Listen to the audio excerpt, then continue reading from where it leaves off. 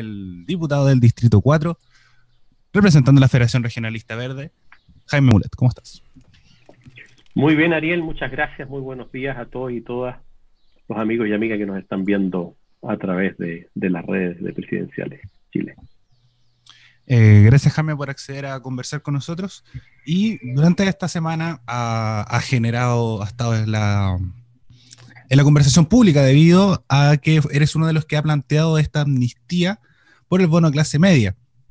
¿Cómo crees que además fue acogido por varios senadores de oposición?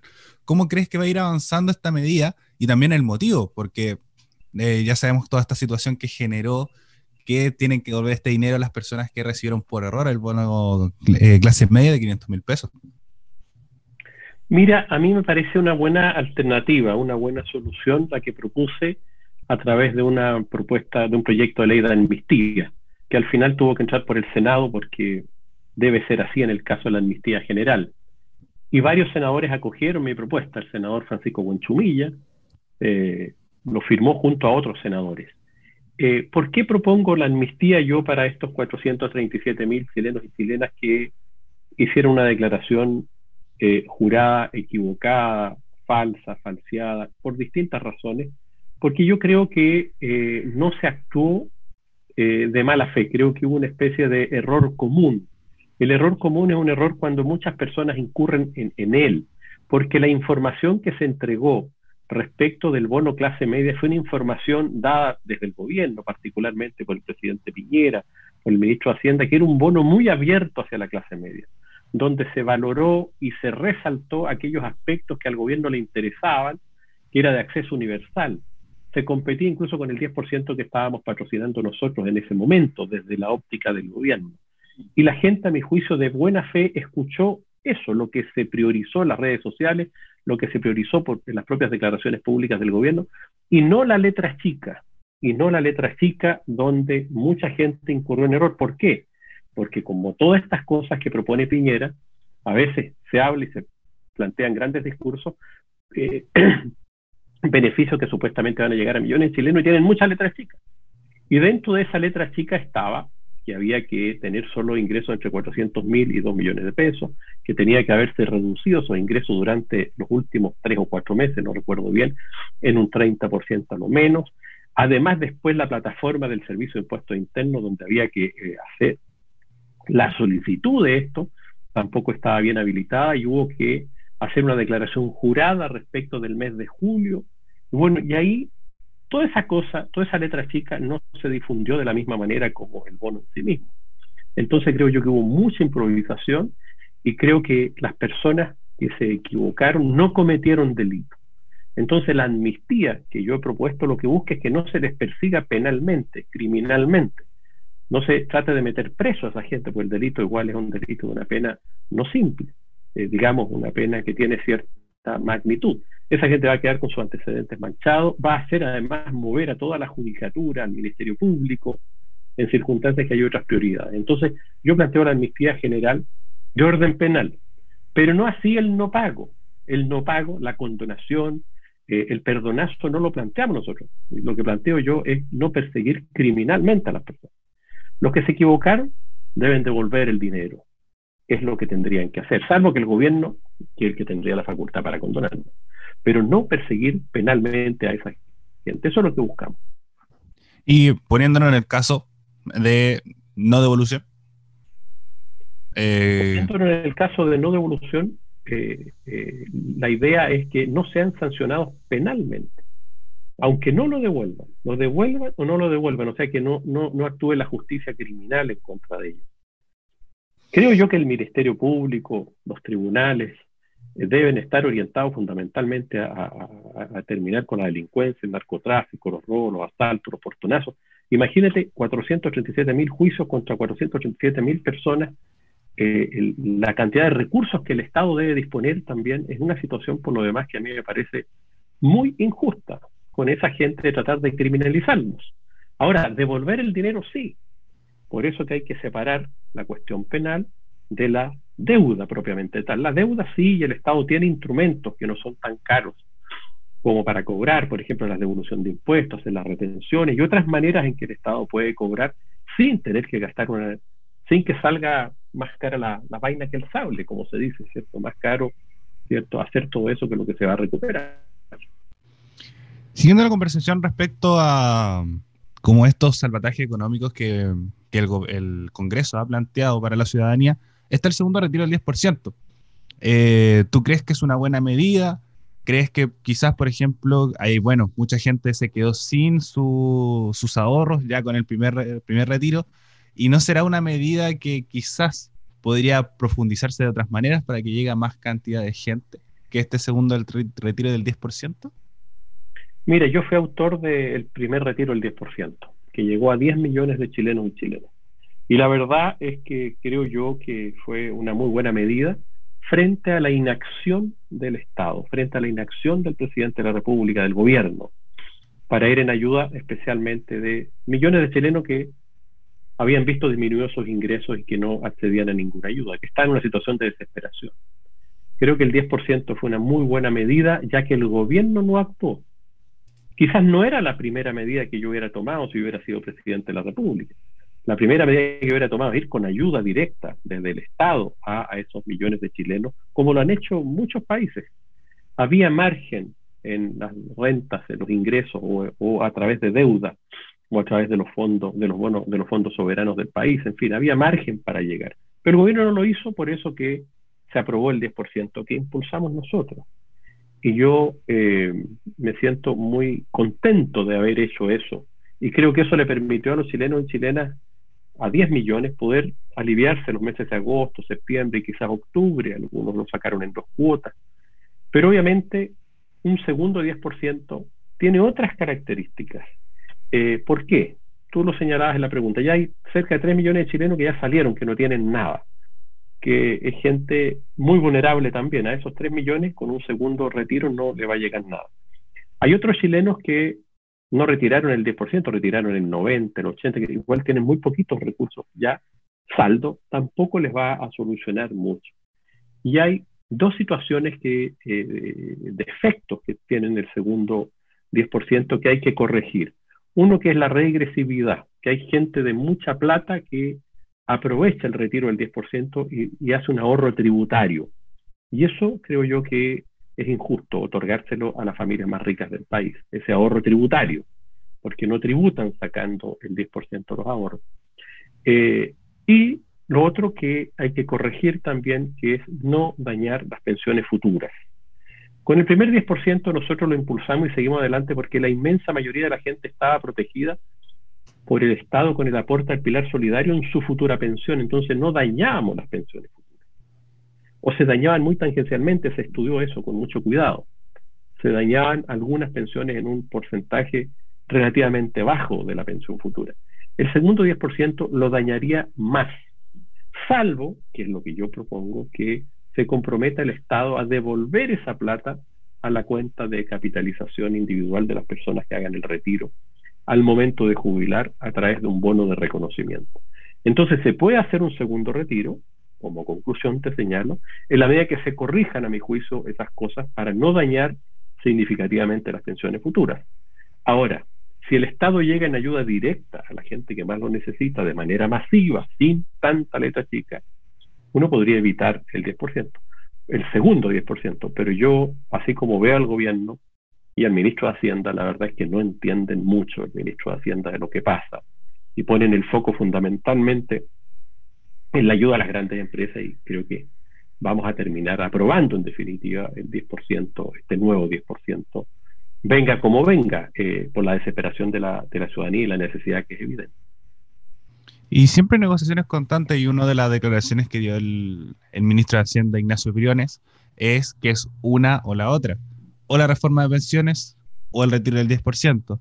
Y usted como legislador, ¿cómo ve esta, como es una amenaza, hay que denominarla de esta forma, que si no se aprueba la reforma de pensiones tampoco se va a desarrollar el 10% y viceversa? ¿Cómo ve el futuro de la reforma de pensiones y si que además la cree correcta? Sobre todo que uno de los grandes temas dentro de la ciudadanía, las bajas pensiones o el sistema de FP en general.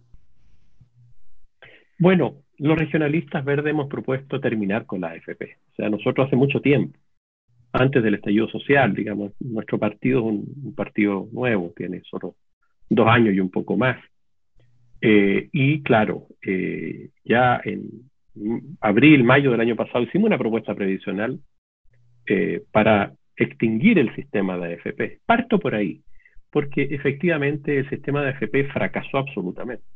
Fracasó en su objetivo que se señaló como el objetivo principal, que era otorgar pensiones, reemplazar el sistema que había antiguamente en Chile por este nuevo para otorgar pensiones. Pero las pensiones que otorga son miserables. Esa es la verdad en su inmensa mayoría.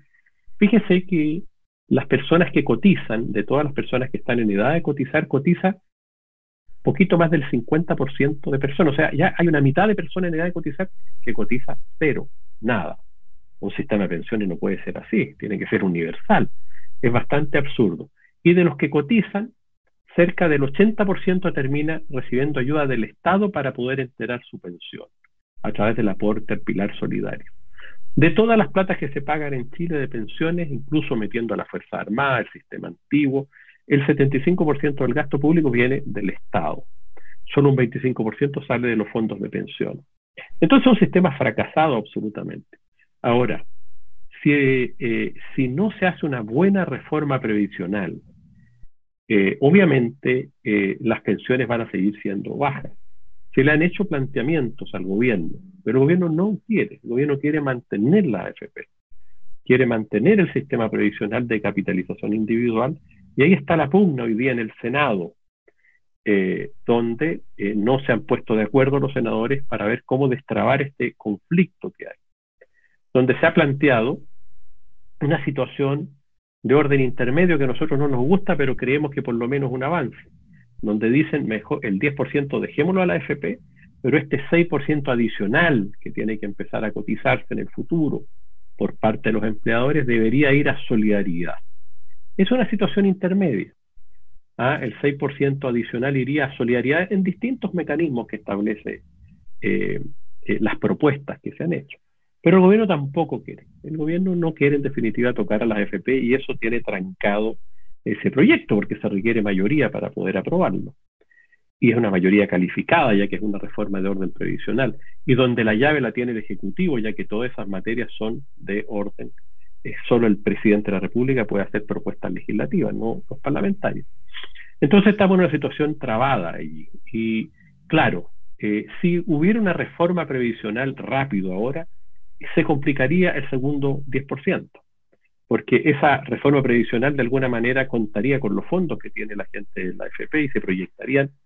Pero si no se hace la reforma, vamos a seguir con una situación bastante caótica, donde todos sabemos, o la inmensa mayoría de los chilenos, que con los fondos en AFP, la verdad es que su pensión va a ser muy, muy miserable. Mientras eso no se corrija, el sistema está absolutamente desprestigiado, y obviamente el retiro, la gente va a optar por el retiro de parte de los recursos, sobre todo en una situación tan difícil como es la de la pandemia.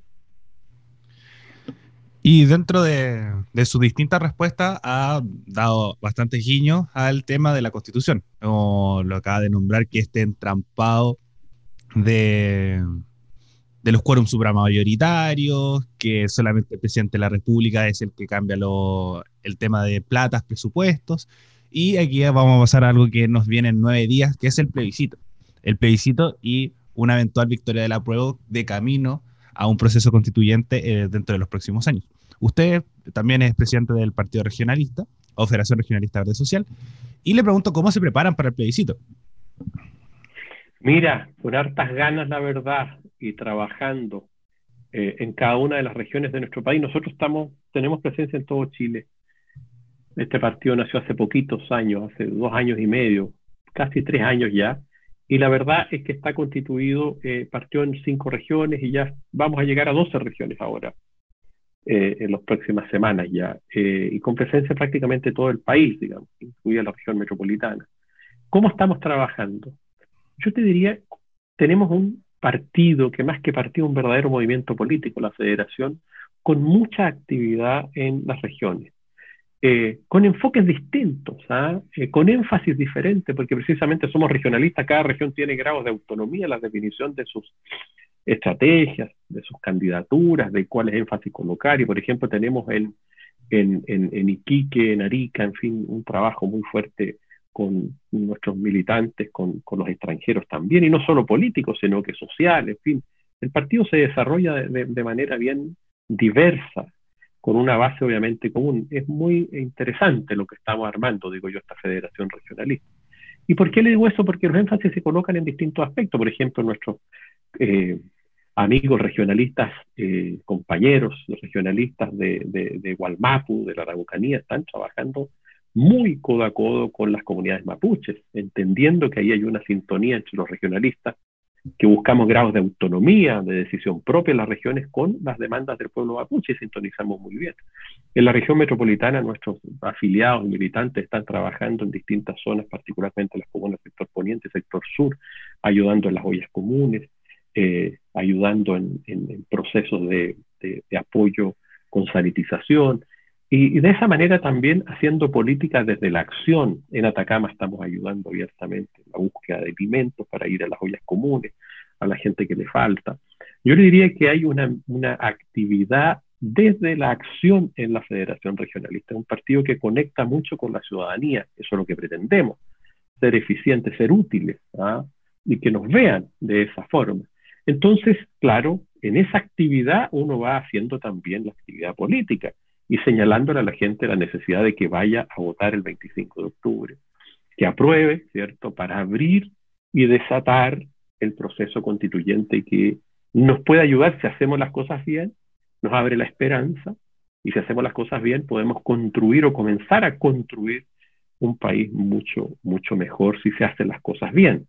Entonces, en ese proceso estamos, y así realizamos banderazos, también acciones públicas, en cada una de las regiones. En Atacama estamos en eso, en Coquimbo, y metiéndonos por todos los rincones, comunas grandes, comunas chicas. Ha sido bien activa la militancia en los distintos lugares del país, las organizaciones de mujeres, en fin, tenemos grupos feministas dentro, grupos animalistas, que abordan las temáticas en particular y van haciendo fuerza también, llegando a electores y electoras de distintos lugares con esas demandas específicas. Por ejemplo, los animalistas, que están muy radicados en nuestro partido, especialmente en la región de Coquimbo, la región de Valparaíso, la región metropolitana. O feministas, donde hay organizaciones dentro de la propia Federación Feminista que están colocando el tema como un eje prioritario para avanzar en la Constitución, esa Constitución que de alguna manera tiene que dejar de ser patriarcal, vertical, e ir eliminando, hacer el cambio cultural para terminar con la discriminación que sufren a través de todo el sistema público y privado las mujeres en una sociedad tan patriarcal, tan vertical como la que tenemos en Chile, que tenemos que cambiar. Entonces, eso es énfasis diferente. Aquí no es una línea que digan vamos a hacer esta declaración y la típica cosa política de hay que ir a votar a prueba porque la derecha está por el rechazo. No. Hay temas específicos, particulares, de organizaciones, incluso grupos que se dan dentro de la federación, que es bien interesante, de organizaciones de vivienda. Tenemos, desde esa perspectiva, te diría yo que estamos haciendo un aporte importante. Hace algunos días, ayer me reuní con alguien que se incorporó al partido, que hoy día viene en la prensa, que también tiene su particularidad y muy interesante, con Adriana Barrientos, ¿no? Adriana Barrientos, una modelo, actriz, ¿cierto? Influencer, en fin, animadora. Y ella decide entrar a nuestro partido precisamente porque le gustó y conoció a militantes de nuestro partido, las ollas comunes, con las que ha estado trabajando durante los últimos meses en la zona sur de Santiago. ¿Y por qué nos interesó a nosotros que ella también entre? Incluso va a ir de candidata convencional constituyente. ¿Por qué nos interesa? Porque es una persona que tiene fuerza, que tiene compromiso en temas específicos. La no discriminación. Ella ha sido una de las impulsoras del matrimonio igualitario. Ha luchado hace muchos años. Incluso se burlaban de ella en la televisión cuando lo planteaba hace 12, 13 o 14 años atrás. Pero tiene una fuerza para colocar esos temas también. O el tema de la no discriminación en general, o el tema animalista que le preocupa, ¿te fijas? Y vamos generando esa fuerza, haciendo esas alianzas también e incorporaciones dentro del partido desde esas perspectivas específicas con gente que tenga fuerza. Y Adriana Barreto tiene esa fuerza, ¿ah? No solamente las redes sociales que maneja, sino que también por su propia personalidad y características. Y esa fuerza se necesita para hacer los cambios. Y unos pondrán énfasis en unas cosas, los más políticos pondremos énfasis en las cosas propiamente político-institucional, pero hay aspectos, el animalismo, el tema ecológico, ¿cierto? El tema de la discriminación, el tema indígena, el tema del feminismo, que son tremendamente relevantes. Y así hemos ido construyendo esta federación que hoy día nos tiene con una fuerza y con muchas ganas para estar el próximo domingo 25 con todo en el apruebo. Bueno, durante esta respuesta he ido comentando cómo también se han preparado con el tema de los constituyentes. Ya nos dijiste una candidata que es Adriana Barrientos, y también te vengo a preguntar sobre todos los enfoques que esperan de cara a que se hagan elegidos y sean participativos. Por ejemplo, son focos que igual siempre han estado criticados en la Constitución, el enfoque ecologista, el enfoque animalista. Hay organizaciones que dicen que los animales deberían estar con derechos garantizados en la Constitución. Entonces, ustedes también han pensado cómo también proyectarse con propuestas para ser escogidos como constituyentes en abril próximo. Por supuesto, y ahí hay varios temas que para nosotros son bien prioritarios. Por ejemplo, uno de ellos que tiene que ver con los pueblos originarios es la plurinacionalidad, que en la Constitución quede absolutamente claro que Chile es un Estado o debe ser un Estado plurinacional. Y eso nos interesa mucho, no solo por los mapuches, sino que también por los aymara, por los teaguitas, por el pueblo Rapanui, por todos nuestros pueblos originarios que están hoy día en nuestro país y que han ido recuperando, ¿cierto?, un significado que creo que es muy valioso para el país en su conjunto. Esa policromía que tiene que haber también en Chile, que es parte de sus raíces, tiene que quedar en la Constitución. Tenemos que jugarnos la...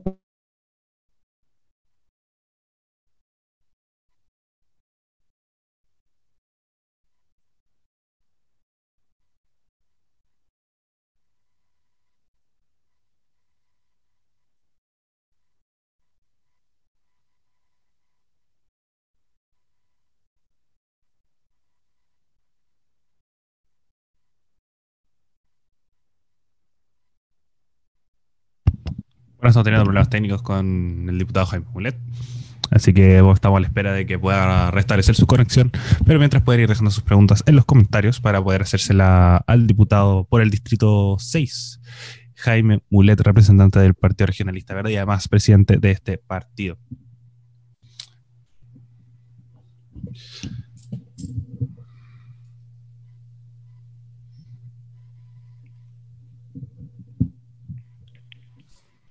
Ahí se sí, nos cayó la... Ahí sí, Jaime. Sí. Se cayó, parece que tengo un problema de señal acá, estaba viendo si me cambiaba el teléfono, pero ¿se escucha bien ahora? Se escucha muy, muy bien. Perfecto. Entonces te decía yo del énfasis en este Estado, ¿cierto?, único, pero descentralizado, o federal, o semifederal, que también es un énfasis importante para los regionalistas. El sistema político propiamente tal, nosotros aspiramos a un gobierno, a un sistema semipresidencial, donde hay una Cámara, ¿cierto?, de representantes, una Cámara de diputados, en fin, donde el líder de la mayoría, ¿cierto?, y quien arme una mayoría legislativa sea quien sea primer ministro y con un presidente, ¿cierto?, en una fórmula parecida a la fórmula francesa. Habrá que buscar bien los ajustes. Y por cierto, en la Constitución, sobre todo en su parte declarativa, de principios, dogmática, que está en las primeras partes normalmente de la Constitución, hay que cambiar aspectos fundamentales. Por ejemplo, ese país o la sanción, de alguna manera, establecer como principio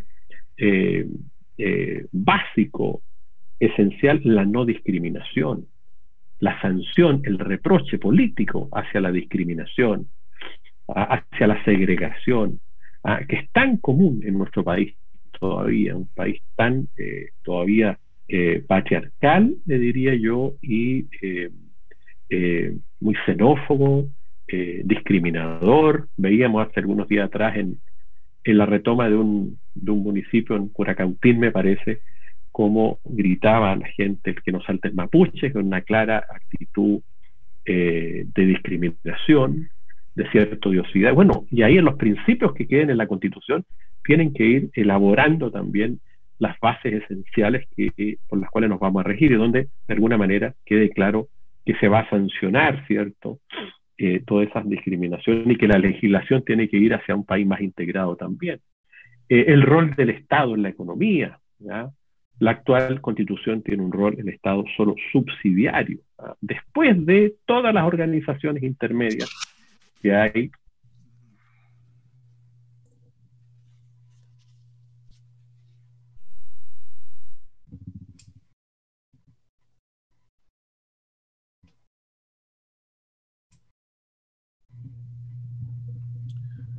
Nuevamente tenemos problemas de conexión con el diputado Jaime Mulet.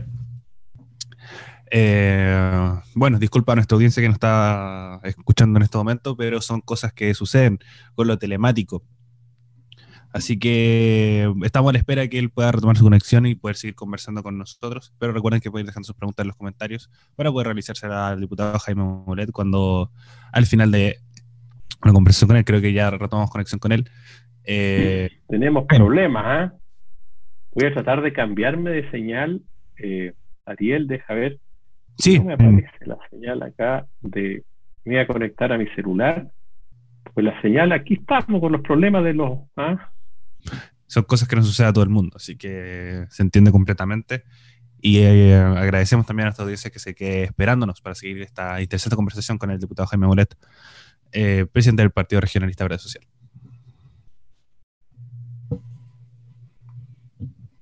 Conectar. Me he conectado ahora a la señal del teléfono celular, que espero que sea mucho mejor que la que teníamos de BTR, lo voy a decir, porque está fallando. Entonces, el rol del Estado, y la verdad es que están hablando de un tema muy interesante, el rol del Estado es muy relevante, y vamos a pasar, creo yo, por nosotros a impulsar un rol activo del Estado, no el rol subsidiario que tiene hoy día, donde en todo lo que no actúa el resto de la sociedad, de las personas, en fin, todas las sociedades intermedias que hay entre el Estado y las personas, recién, si no actúan ellos, puede actuar el Estado. Y la idea es que el Estado no tenga un rol subsidiario, sino que es solidario, y también subsidiario, pero especialmente solidario, un Estado activo, un Estado que promueve el desarrollo equilibrado territorialmente. El tema verde también es muy importante a propósito de nuestro regionalismo verde, ¿cierto? Necesitamos ahí ponerle énfasis especialmente en la protección del medio ambiente, en el desarrollo local, en el cuidado del entorno, y tiene que ir también en las bases esenciales con una garantía específica a la protección del medio ambiente, no solo declarativa, sino que una garantía como corresponde, te fijas tú, para que el desarrollo se haga un desarrollo con preocupación, al menos en el mínimo del desarrollo sustentable, de no dañar más el planeta de lo que está dañado hasta ahora. E incluso tenemos que empezar a reconstruir ambientalmente nuestro territorio. Y así, fíjate, uno puede irse metiendo en la Constitución, pero son los énfasis que nosotros hemos ido dando el animalismo también que esté presente, donde los animales dejen de ser seres muebles o bienes considerados como muebles y se considera una categoría intermedia, ¿cierto?, entre las personas y los muebles como seres vivientes, con cierto respeto hacia ellos, hacia ellos y ellas, digamos, hacia estos seres, digamos, que por lo demás cada día nos acompañan más y culturalmente se han ido, obviamente, la ciudadanía acercando masivamente mucho más hacia los animales, no solo hacia las mascotas, sino que también hacia el respeto de los animales que se usan como alimentación, ¿cierto? ¿Cuántos jóvenes hoy día, hombres y mujeres, no consumen carne de vacuno para evitar seguir perjudicando aumentando el calentamiento global con los gases de efecto invernadero que producen el ganado mayor, particularmente el vacuno, los miles de millones de vacunos que hay en el mundo, o la preocupación que hay por las aves, en cómo son criadas, o los cerdos, donde obviamente son animales que están verdaderamente torturados y se busca. Entonces eso también tiene que estar en la Constitución. Es un aspecto que para millones de chilenos, y cada vez más además, es muy relevante. Y los derechos económicos y sociales, obviamente, con garantía explícita, el derecho a la salud, no solo como para optar entre la salud pública y la privada, como está hoy día más bien, sino que con acciones reparatorias de restablecimiento de la salud, el derecho a tener acceso a la salud. o a la educación o a la vivienda, y obviamente los derechos políticos, muy importante, no hay que olvidarse, que queden igual consagrados, el derecho a reunión, a información, etcétera, digamos, a participar en la vida pública, la libertad de expresión, la libertad de conciencia, la libertad religiosa, que están en nuestra Constitución, pero que tienen algunas limitaciones a la asociación, etcétera. Hay harto que hacer y por eso que es muy importante el 25 de octubre, es muy relevante. Y una de las propuestas que has lanzado es cambiar el sistema de gobierno, pasar de un sistema presidencial a uno semipresidencial, donde la mayoría que tenga en el Congreso también tenga un representante. Pero por el lado de la oposición en este momento, lo que menos hay es acuerdos. Las primarias de los municipales ya fueron una discusión, el Frente Amplio va por su lado, esta unidad social también es como, por así decirlo, la oposición un poco más junta, pero ya venían juntos hace bastante años, como Concertación, la nueva mayoría, ahora Unión Constituyente, y ustedes también generaron una situación con el PRO, que también declaraste en medios de comunicación que se fue sin avisar. Entonces, ¿qué sucede en la oposición? ¿Cómo ustedes plantean también una unión? Sobre todo planteando este sistema que lo que más se requiere son acuerdos, es unión, son unidades programáticas, pero en la oposición se ve bastante complicado. Bueno, muy buena su pregunta, porque obviamente las grandes transformaciones que Chile necesita, los énfasis que yo les señalaba que son necesarios en la nueva Constitución y que nosotros estamos impulsando, requieren también grandes acuerdos, ¿cierto? De hecho, para votar en la Convención Constituyente y obtener la aprobación para una determinada norma se va a requerir los 2/3, que es uno de los problemas que hay ahí, uno de los desafíos. ¿Cómo construir eso? Mire, ha sido difícil, yo no escabullo el tema. Creo que lo que hay que hacer, sí, a veces se busca una unidad que es artificiosa, que no es real. La oposición en Chile no existe, existen las oposiciones. Y particularmente, yo lo vengo diciendo hace mucho tiempo, hay dos oposiciones, dos grupos de oposiciones. Una, que es la oposición que está representada hoy día en lo que usted llama, no recuerdo el nombre que le pusieron, que es la Concertación más el Partido Progresista y un partido de derecha o de semiderecha, el Ciudadano, ¿cierto? Que se llama Unidad Constituyente o algo así. Es lo que era la Concertación más ese partido de derecha más el PRO que estaba con nosotros y que se fue hacia allá. Allí hay una oposición, y una oposición donde sus integrantes siempre han terminado negociando con Piñera y el gobierno durante estos últimos 3 años. Acaba, por ejemplo, hace algunos días atrás, bueno, en enero le aprobaron la reforma previsional a Piñera, le aprobaron la ley anti-encapuchado, la ley antibarricada, todo, y terminan siempre hicieron un entendimiento en materia económica solo de 12.000 millones de dólares para todo el COVID. Nuestra propuesta de el retiro del 10% inyectó 15.000 millones de dólares, más que todo ese acuerdo, a la economía y al bolsillo directo de los ciudadanos comunes y corrientes. Entonces, esa posición, que es una posición que le gusta entenderse con la derecha y que está en todo su derecho, porque ellos creen que es lo mejor para el país. Yo lo critico porque no estoy de acuerdo, pero tienen todo el derecho de hacerlo. Allí está, y está, si ustedes quieren, viva y está presentándose a la ciudadanía ese gesto o esa unidad que se hizo a propósito de los candidatos a gobernadores regionales.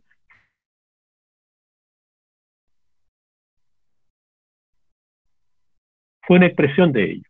Es un poco peculiar porque ni siquiera avisó y se fueron hacia allá. A veces uno en política tiene todo el derecho a cambiar, pero siempre es bueno avisar que uno se va a cambiar de lado. Pero ellos lo hicieron de una manera bien poco ortodoxa. Y ahí están. Y por otro lado está la otra oposición, una oposición que ha sido en general, porque también hay matices, más dura con el gobierno. Una oposición donde los comunistas, los regionalistas, los humanistas y varios otros no firmaron el 15 de noviembre el acuerdo ese que se firmó en el Congreso porque nos pareció que no se había escuchado la voz de la ciudadanía, de los verdaderos.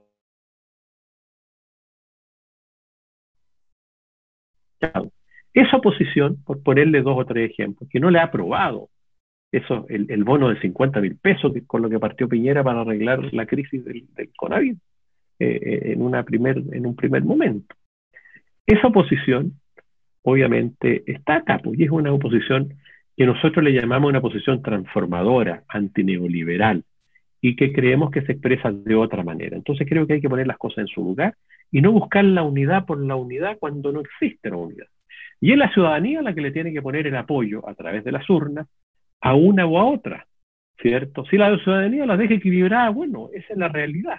Y habrá que buscar, por ejemplo, para elegir un presidente de la República en la segunda vuelta, bueno, un entendimiento entre esas dos oposiciones. Y eso es lo inteligente. Pero no podemos buscar la unidad donde no la hay en la base, porque hay matices, hay diferencias. Entonces yo soy partidario que se expresen esas dos oposiciones. Qué interesante esta postura de tener estas dos oposiciones, cuando también hay otros que buscan la unidad completa. Y también... Claro, es que es bueno el punto, porque uno no tiene por qué buscar la unidad completa donde no existe. Esa unidad completa, si no refleja la realidad de fondo, del contenido, es como decir, oye, vamos a ir a jugar un partido de fútbol y vamos a armar el equipo de los unidos de la oposición, pero después sale alguno haciendo goles para el otro lado. Entonces, al final, no es bueno ni para uno ni para otro. Es mejor poner la verdad arriba de la mesa y que el soberano, los electores, la ciudadanía decida a quién le da más poder, a quién le da menos poder, porque al final todos creemos que tenemos la razón, ¿cierto? Y luchamos por eso. Pero es la ciudadanía la que en democracia tiene que ver a quién le da más apoyo. Y también, uno de los temas que, siguiendo conflicto de partidos políticos, que podríamos denominarlo así, es el proyecto de reducción de firmas por la participación de independientes, que usted lo considera un engaño, como esta organización entre la UDI, RN y otros como diputados que se han mostrado a favor de esta reducción por tiempos de pandemia y para tener más posibilidad de los independientes, pero con el pequeño, como ustedes denominaban anteriormente, letra chica, de que solamente los partidos podrían tener participación en las regiones y los independientes para tener mucho más fuerza. ¿Por qué lo considera un engaño? Y al mismo tiempo, sobre todo con una ciudadanía que cada vez confía menos en los partidos políticos y confía mucho más en los independientes. Entonces, uno como ciudadanía diría, demos la opción independientes más que los partidos políticos, como usted denominaba antes, para el acuerdo del 25 de... Perdón, para el acuerdo de noviembre, se generaba este como acuerdo político entre cuatro paredes y buscamos que haya más participación ciudadana. ¿Y por qué no hacerlo en listas con independientes? Siempre se han hecho listas con los independientes y ese no es el problema. Siempre los partidos han buscado también independientes, pero esa es otra discusión. ¿Por qué yo cuestioné parte de ese acuerdo? Y yo dije en mi intervención, mire, yo soy partidario que se le dé la facilidad a los independientes, de manera absoluta. Pero ¿usted cree, Ariel, que los partidos políticos, allí, que llevan 30 años en el poder, la Renovación Nacional, la UDI, que son los que lideraron esto, con algunos demócratas cristianos, algunos PPD y algunos socialistas, no todos los partidos eso, pero algunos de sus integrantes, estaban deseosos de entregarle el poder a los independientes, que cambiaron así de súbito y dijeron, oh, ahora le vamos a dar el poder a los independientes? No, no es así, ahí no hay ningún cambio, de hecho los dirigen los mismos que lo han dirigido en los últimos 30 años, han influido en los últimos 30 años. Si acaso se hubiera querido darle participación efectiva a los independientes, esto se hubiera hecho de otra manera. Se hubiera garantizado los escaños de independientes, como lo planteó el Partido Comunista, en una indicación que todos ellos rechazaron. Nosotros dijimos, abrámosle las puertas a los independientes también, pero no se las cerremos a los partidos chicos, nuevos como el nuestro. Porque, ¿qué pasó? En esta lógica teórica, ¿cierto?, de abrir el partido a los independientes, le cerraron la puerta a todos los partidos chicos como el nuestro, chicos nuevos me refiero, que no están inscritos en todas las regiones de Chile. A nosotros nos van a faltar 3 regiones o 4 regiones en este proceso. Hay otros que están en 3, otros que están en 12, 17 partidos nuevos, la mayoría de los partidos del Frente Amplio, el Partido Humanista, todos los chicos que le competimos a los partidos grandes en la disputa del poder, y a nosotros nos cerraron las puertas en todas las regiones donde no estamos todavía legalmente constituidos, que es un trámite bien complejo, bien difícil, que hay que juntar firme y todo eso. Pero tenemos militantes inscritos en esas regiones que no los van a dejar competir, o sea, les impidieron competir, por ejemplo, a los militantes regionalistas que hay en los lagos. Tenemos muchos. Y algunos quieren competir, pero no pueden porque están inscritos en nuestro partido. Nuestro partido todavía no ha llegado a la cifra de un mínimo de personas que tienen que estar inscritas. Ni siquiera como independientes los liberaron. ¿Y por qué hicieron eso? Porque precisamente donde hay orgánica política, en estos 17, no digo un partido, 17 partidos que están en esa situación, son los que le compiten a los partidos grandes. Entonces, por un lado dicen que le abren a los independientes, pero por otro lado le cierran las fuerzas políticas nuevas que han generado algún tipo de cambios, como en el Congreso actual, que varió. ¿Por qué varió? Porque entraron movimientos políticos nuevos. Entonces hay una trampa ahí. Y en segundo lugar, tiene otra trampa de base. Liberar a los independientes así de manera abierta, que sea muy fácil postular, usted va a implicar que vayan muchas candidaturas independientes. Y al dividir las candidaturas independientes, van a competir todas hacia un archipiélago contra una isla grande. La isla grande Chiloé y puras islitas chicas. Y las islitas chicas ninguno va a dar la cifra repartidora para poder acceder a lo mejor a un escaño, y sí los partidos tradicionales. Entonces, no es simple esto, no es llegar y abramos a los independientes. Yo le apuesto que así como está este proyecto de ley, la influencia de este proyecto de ley para aumentar la participación de los independientes es prácticamente nula. Hay cierto engaño en lo que se dice. Si se quiere abrir de verdad, garanticémosles que el independiente, hombre y mujer, si es que no salió ninguno por las reglas del sistema DON de representación clásico, que es el que se eligen, bueno, el que sacó más votos, hombre y mujer, entren igual, como se planteó. Garanticen a los partidos chicos que puedan competir también. O sea, abramos la competencia, pero con posibilidades reales.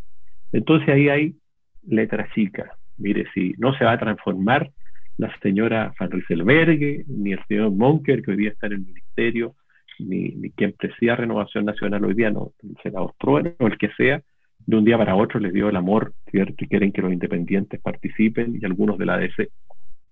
Yo los conozco. Yo fui parte de eso, por eso que rompí con el sistema político antiguo ya hace más de 12 años, y estamos haciendo estos proyectos políticos nuevos, abriendo espacio a las regiones, al mundo cultural, a los animalistas, al mundo verde, para hacer los cambios que el país necesita. Allí no hay sinceridad. Y bueno, ante esta misma pregunta, usted ha pasado por el Partido Demócrata Cristiano, por el PRI, y ahora está liderando la Federación Regional Verde Social. Pero también ha participado bastante en el Congreso. Fue diputado por 4 periodos, hubiera sido 5 si es que no hubiera perdido una candidatura a senador. ¿Usted se considera un rostro antiguo de la política, un rostro nuevo? ¿Entraría en una renovación de la política, a pesar de que está en un partido nuevo, pero con nombres nuevos en este nuevo partido que usted está liderando? Mire, yo no nací en la política. Yo, muy joven, no pasé por la democracia cristiana, sino que, yo lo voy a decir de otra manera, yo nací en la democracia cristiana. No es que me haya paseado por un lado y haya paseado por el otro. Nací en la democracia cristiana porque estaba en una familia democrática cristiana. Mi padre era demócrata cristiano, yo era muy joven durante la dictadura, tenía 10 años, cuando la dictadura partió, y me tocó verlo a él y yo mismo, después, siendo adolescente, luchar contra la dictadura, como dirigente estudiantil, en el liceo, mi liceo en Vallenar, después en la Universidad Católica, donde estudié Derecho, y fui y me metí en esa lucha contra la dictadura, digamos, cuando estar en política era, obviamente, correr algunos riesgos, pues las dictaduras y los toques de queda no eran como los de ahora, digamos. Si uno salía en el toque de queda te llegaba una bala, o te metían preso, digamos. Eso es lo que pasaba en la dictadura. Y hicimos eso por una obligación ética, digamos, y estuvimos en la recuperación de la democracia. Ahora, muchos de nosotros nos decepcionamos. En mi caso, ya en 2002, 2003, siendo parlamentario, empezamos a ver que las cosas no eran la promesa inicial que se le había hecho, de terminar con la AFP, de cambiar el sistema previsional, de cambiar la reforma, de hacer una reforma profunda laboral, sino que el modelo económico que estaba en la Constitución, heredado la dictadura, se lo fueron comiendo. La concentración se fue adaptando a él. Se lo fueron, si usted quiere, cooptando, por distintas razones. Después terminamos el caso Pente, SQM, donde además había financiamiento desde el sector económico a la política. Y eso conmigo hace que yo tenga una ruptura el año 2007, cuando nos opusimos tenazmente al Transantiago, imagínense, al Transantiago nos opusimos con mucha claridad entonces. Le ha costado al país 18.000 millones de dólares en Transantiago, costo, que antes le costaba cero de subsidio la locomoción al país. Y rompo con la democracia cristiana y en esa oportunidad armamos ese partido que usted mencionaba, el PRI, el Partido Regionalista Independiente que se llama, y lo constituimos en todo Chile. Y claro, cuando salí de la democracia cristiana estuve ahí articulando ese movimiento, y después ese movimiento falla porque toma un giro hacia la derecha y yo rompo con ello, porque yo no me salí de la democracia cristiana para irme a la derecha. Y la verdad es que me terminan expulsando del PRI, ¿eh? No obstante haber trabajado en su construcción. Y ahí pierdo una elección senatorial, efectivamente, el año 2009, y estoy 8 años fuera de la política y ahora vuelvo, y siempre con la idea de defender mi región, ¿cierto? Yo soy de Atacama, de Vallenar, en fin, y se abre la posibilidad de armar partidos regionales y entramos en este proyecto que es la Federación Regionalista. Pero no me he paseado, no me gustó la forma, ¿cierto?, de eso, porque uno no anda, fíjate que son procesos bastante dolorosos. Romper con la democracia cristiana para mí fue muy doloroso, porque nací allí, fui secretario general de la misma. Y fui parlamentario 3 veces, después tuve 2 periodos afuera y ahora volví. ¿Me considero un hombre de la política? Sí, he estado en la política por mi preocupación por la sociedad, que la llevo muy sentida desde niño chico, la verdad. Podría contar anécdotas desde que tenía 10, 12 años, cómo hacía política. En medio de la dictadura, llevando cosas de correo en bicicleta, recorriendo, repartiendo propaganda que me pedía mi padre. Y que lo hacía yo con cierto nivel de conciencia ya a muy temprana edad. O cuando a él lo detienen, en fin, y me toca a hacer cosas, ¿se fija? Pero eso es parte de, era una obligación moral a mi juicio luchar contra la dictadura. Y cuando uno está en un área, si usted quiere, compleja como esta, claro, te dicen que usted lleva mucho tiempo a la... Bueno, yo he tenido preocupación por la política, pero al Congreso llegué a los 34 años, trabajé 10 años en mi oficina como abogado, después dejé de estar en el Congreso, volví a mi trabajo particular, tuve 8 años fuera, y eso le hace muy bien a uno, fíjate. Haber estado fuera, yo creo que cuando perdí la elección senatorial, claro que me dolió, pero la verdad es que fue bueno, porque uno también, llevando muchos años en el poder, ¿cierto?, también se pierde, pues se forma una especie de nomenclatura de gente que está solo, que vive y que está metida en la política. En cambio, salir afuera, pasar a ser un ciudadano común y corriente, tener que trabajar en otra actividad privada, tener que pagar IVA, pagar, no sé, pues impuestos, tener trabajadores, en mi caso trabajé en varias actividades comerciales, que tenía que estar como cualquier chileno, ir a hacer la cola al banco, ir a impuestos internos, en fin, moverte, le hace muy bien. Creo que me permitió salirme, ¿cierto?, de una especie de nube y volver nuevamente, por el interés que tengo en ello, de manera muy aterrizada. Y junto con esto, ¿alguna candidatura a opción presidencial por el Partido Regionalista? Bueno, me lo han planteado, me lo pidieron, de alguna manera, si usted quiere, soy precandidato presidencial a una precandidatura por la Federación Regionalista. Estamos en eso. Y yo entiendo que las posturas de la Federación Regionalista Verde, la economía circular, la PYME, el desarrollo ecoverde, que nos interesa mucho, la infraestructura verde, la profundización de la democracia, son temas, el tema del agua, ¿cierto?, y el manejo de las cuencas de manera territorial. Tenemos muchas propuestas que los presidentes de este país, los candidatos presidenciales, son todos regionalistas hasta que llegan a la moneda y ahí se les olvida. Piñera incluso dijo en Antofagasta durante su campaña el año 2017 que él iba a ser el presidente de la región. Ha retrasado todo el proceso de elección de gobernadores, de traspaso de funciones, trató de eliminar la elección de los gobernadores, al final mienten. De manera que queremos que esas propuestas regionalistas, que son muy importantes, estén en la discusión de las candidaturas presidenciales. Al menos en una primaria que esperamos sea lo más amplia posible, donde nosotros queremos colocar nuestros temas. Ahora, y si la ciudadanía nos da más apoyo, bienvenido, pasamos para la otra vuelta, pero lo hacemos en ese contexto, entendiendo que tenemos que poner en discusión temas que a nosotros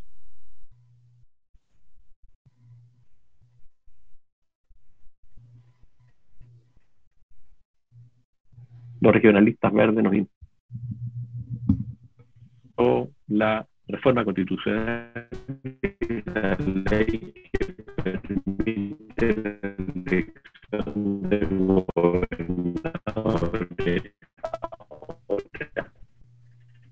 y algunas funciones que van a tener esos gobernadores. Así que sí, estamos en ese proceso, que es una precandidatura a esa primaria, Ariel. Y bueno, vamos a hacer todo el esfuerzo para que los regionalistas estemos presentes. ¿Y con quién sería esta primaria? Bueno, Jaime nuevamente está teniendo problemas de conexión. Esperamos que se pueda reconectar para seguir la conversación con él. Ahora ahí sí. Sí, volvimos. Hoy de nuevo se cayó.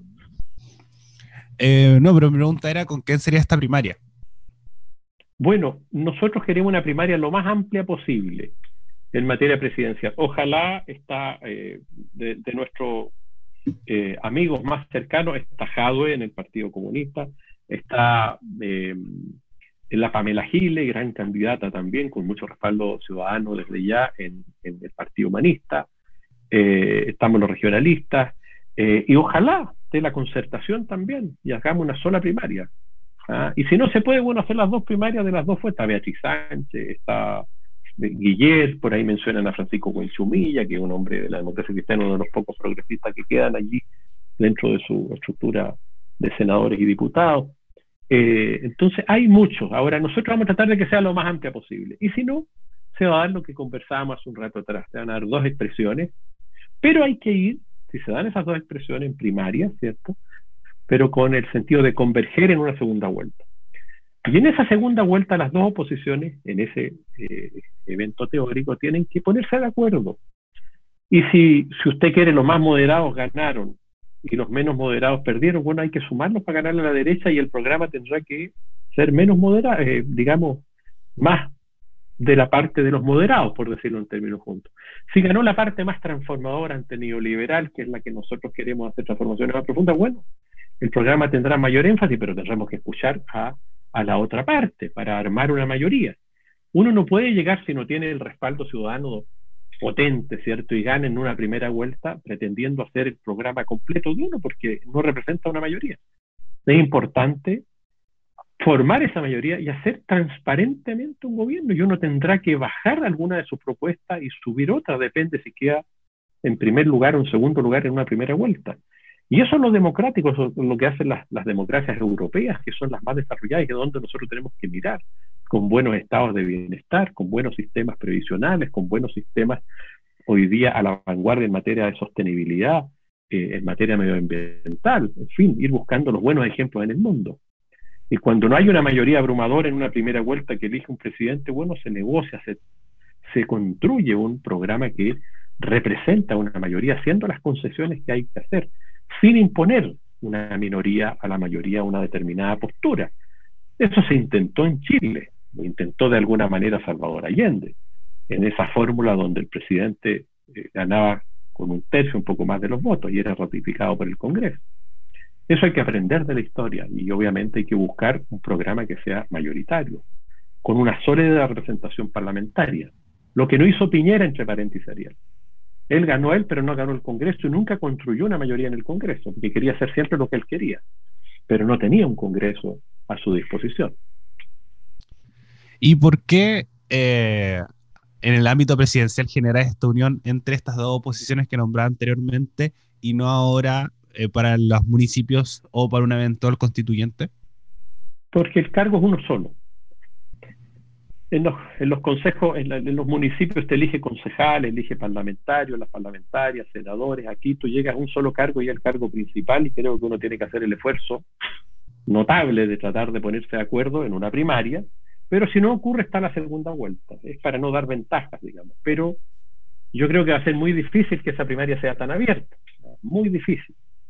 Pero si no se puede, hay que expresar la realidad. Si lo peor es, si no hay voluntad, si por ejemplo el candidato o la candidata de la democracia cristiana dice, no, yo no voy a ir a una primaria con los comunistas, porque escuchaba hoy día temprano a una senadora de la democracia cristiana que diría, no, yo en segunda vuelta le pregunto a un periodista, usted, si hay una segunda vuelta, las típicas preguntas esas que son difíciles de responder, entre Lavín y Jadwe, ¿por quién votaría? La respuesta de la senadora fue, yo no votaría por Jadwe. O sea, en ningún caso por Jadwe, y eventualmente deja abierta la posibilidad de Lavín. Aunque, claro, da una respuesta después más ambigua, diciendo ojalá eso no ocurra, en fin. Entonces va a ser difícil esa primaria amplia, pero hasta hace 4 años atrás los demócratas cristianos estaban sentados con los comunistas en el gobierno de Bachelet. De ahí no tuvieron ninguna oposición cuando Bachelet los invitó a hacer gobierno.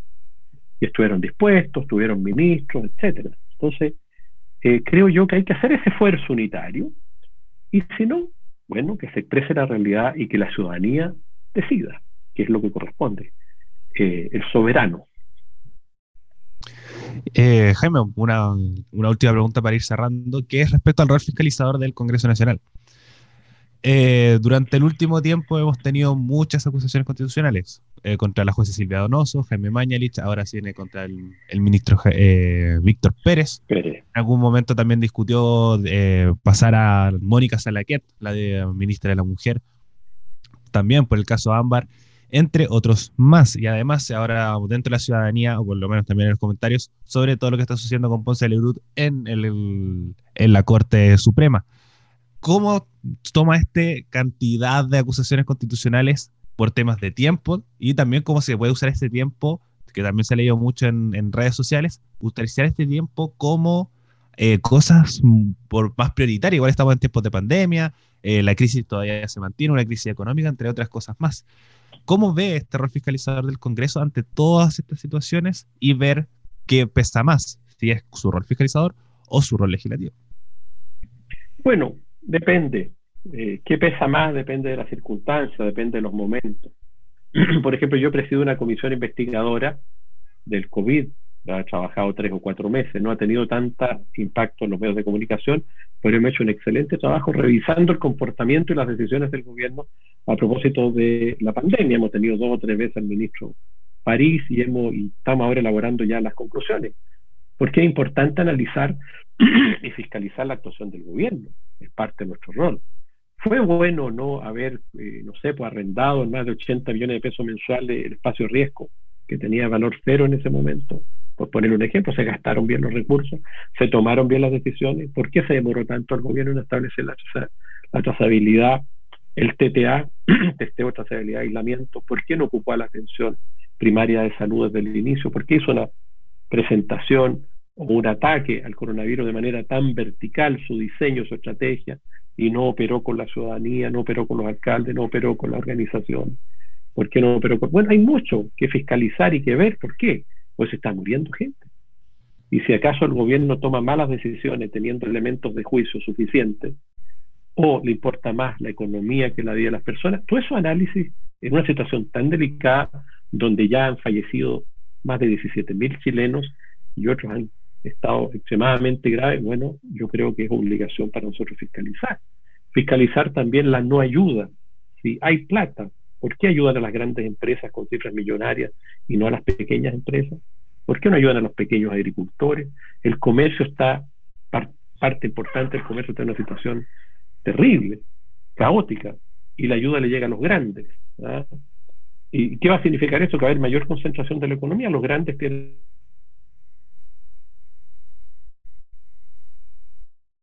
más espalda para recuperarse y van a ir. Hay mucho que hablar ahí, mucho que fiscalizar. Yo creo que el rol fiscalizador del Congreso es fundamental, sobre todo en una democracia tan presidencialista como la chilena, tan presidencialista como la chilena, donde la verdad es que la autoridad del presidente de la República es muy fuerte y el único contrapeso que tiene es el Parlamento y la Cámara de Diputados, que es la fiscalizadora. Ahora, ¿qué es lo que es más importante? Por eso le decía, en estos momentos creo que el rol fiscalizador es fundamental. Yo no he firmado ninguna acusación constitucional, ninguna. Habría podido firmar alguna. Creo que una última instancia, última ratio, como se dice, última ratio. Pero sí, prácticamente todas, no sé si todas, pero entiendo que todas las he apoyado para que vayan al Senado, digamos, y el Senado resuelva, las he declarado admisibles, es el término correcto. A mí no me complica. Creo que una situación tan grave como la del ministro Pérez, por ejemplo, ahora, creo que fui partidario de esa acusación constitucional a propósito de el rol pasivo que ha tenido el gobierno, particularmente con la policía de carabineros frente a hechos que son deleznables y que ocurren una y otra vez. Entonces, que se responda de muchas otras cosas que están pasando en la Araucanía. No me complica, es un ejercicio democrático donde hay una mayoría, donde el Senado juzga, donde el gobierno tiene cómo defenderse, donde si bien es cierto se concentra la actividad en algunos días, especialmente en ellos, el país sigue funcionando y se sigue legislando de manera que no se produce un entrabamiento, sino que una mayor fiscalización, y eso implica que, si bien es cierto, solo se ha acogido por el Senado la de Chadwick, yo creo que ha sido muy importante para que el gobierno actúe de una manera más responsable, de una manera más cuidadosa frente al respeto a los derechos humanos y frente a la administración de la crisis del COVID. Así que las veo útiles. Bien, Jaime, ahora voy a hacer una pregunta al público que pregunta Cristian Medel. Hay un proyecto que concierne la reimplementación de trenes, así se descentraliza y se potencia el regionalismo. Saludos y buenos días. Oye, absolutamente de acuerdo. Nosotros nos opusimos hace algún tiempo atrás a que haya financiamiento público para la TAM, lo que era la en Chile, y lo dije con mucha fuerza, yo salimos en hartos medios cuando el gobierno quería prestarle plata a la TAM. Y dijimos, a propósito de la pregunta, y de que comparto plenamente lo que señala esta persona, ya que nosotros creemos que es importante desarrollar en Chile los trenes, particularmente en distancias cortas. Por ejemplo, a La Serena, en vez de ir vuelo, el eje central debería de la carga de pasajeros debería ser el tren. Hay 400 kilómetros a La Serena, un tren, no un tren bala, que es muy caro, ¿cierto? Los de alta velocidad, pero sí un tren de mediana velocidad, de 200 kilómetros por hora, que en 2 horas estés en Serena, que en 2 horas y media estés en Concepción, al menos eso, yo creo que es muy importante. Y meter la carga, con eso tú tienes muchos beneficios. Los vuelos aportan con el 5% del total de la contaminación a nivel global de los gases con efecto invernadero. En cambio, los trenes eléctricos, donde una matriz eléctrica cada vez cuenta más con energías renovables no convencionales, te ahorras congestión, te ahorras emisiones de gases con efecto invernadero, tienes más seguridad, etcétera, mayor seguridad estratégica, menos amenazas de paro, a propósito de los camioneros. Entonces creo que es una gran medida. Completamente de acuerdo. Leí una columna hace algunos días atrás de un señor ahí que decía que gran parte del desarrollo de Chile se obedeció a ese desarrollo que tuvo el sistema ferroviario chileno durante fines del siglo XIX y principios del siglo XX. Bueno, Jaime, ya hemos llegado al final. Muchas gracias por haber conversado con nosotros en Elecciones Presidenciales Chile y ustedes como audiencia por haber llegado hasta este punto. Recuerden seguirnos en nuestra página de Facebook e Instagram y también esta entrevista está resubida en YouTube. Jaime, últimas palabras de cierre, palabras finales antes de cerrar esta entrevista. Bueno, yo solamente agradecerle a Elecciones Presidenciales Chile por esta oportunidad de tener esta entrevista tan amena y tocar temas con cierta profundidad, ya que el tiempo lo ha permitido. Así que le agradezco a usted, Uriel, y a su disposición. Y decirles que la Federación Regionalista Verde Social va a seguir luchando y que va a estar con un precandidato presidencial en una gran primaria, ojalá lo más amplia posible, y si es más chica, ahí también vamos a estar con los temas que nos interesan a los regionalismos: profundización de la democracia, economía verde, economía circular, pequeña y mediana empresa, discriminación, respeto por los animales, etcétera, pueblos originarios y muchas otras. Muchas gracias, Ariel. Bueno, Jaime, y muchas gracias por habernos escuchado hasta este punto. Nos vemos en la próxima. Hasta luego.